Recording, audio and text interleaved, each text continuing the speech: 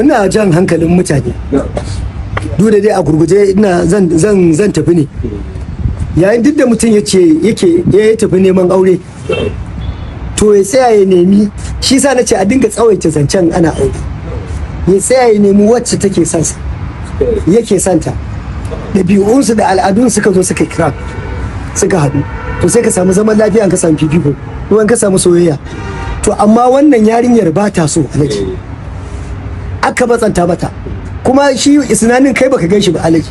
To tubarkalla Allah shi ya abinsa, ko ba haka ba, ya zo ya auri zarka da yarinya kai in ta haka fa da idanunta in gaya ma inda ka san kwai ake juya. Amma idan wani damariyo kawai ya zo ya za a ta ce me zan yi zuwa aka ce wallahi karya kike yi, sai ki gano shi shikenan. Ana yi mana siya yake aka auren aka je daki, a dai isnani yarinya nan ga maka ta ki daɗin azanci. To in kai mijina ne na yanda an ga ka jibe ka fa, in kai da abin da ya sa ta sati, in kai mijina ne to yi mun kukan babur in ji. Sai ce ha ba zuwaira wani irin kukan babur kuma da girma na, to ba za ka yi wallahi kenan. Sai ce bar sai ko ta kyarin kaler da dariya ta ce dalla ba haka ba to nake ya ce to bring sai ko ta tsire da dariya kyarga ni ba haka ba nake.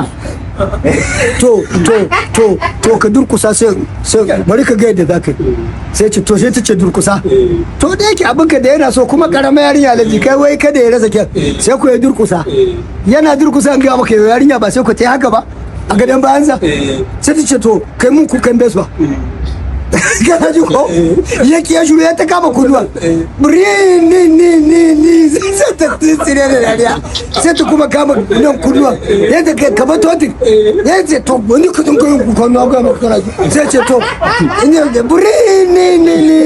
wanda wani didi sai ta kwashe da dariya, kaga ta mai da shi gala to ina dalili irin wannan. Duk da dai ko dai da wasa ne, wasan mata da miji, amma wannan na reni wani ne.